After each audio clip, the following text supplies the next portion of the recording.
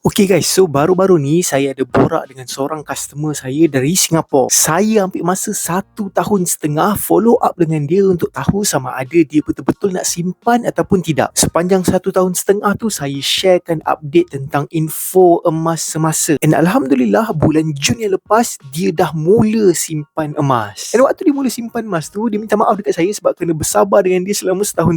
Saya kata tak apa pun, tak ada masalah. Cuma kalau dia mulakan juga simpan even RM100 waktu tahun 2023 dulu, harga emas time tu segram jatuh dalam RM280 ke RM300 je segram. Bila dia mula simpan emas bulan Jun hari tu, harga emas dah cecah RM533 untuk 1 gram. Tapi saya puji jugalah dia dah mulakan simpanan emas. Better late than never. So moral of the story, kalau korang dah pernah menyimpan emas, jangan biarkan akaun emas tu kosong, tak bertambah. So untuk yang nak mulakan simpanan emas dengan guidance yang betul, korang boleh contact saya, just tekan link dekat bio.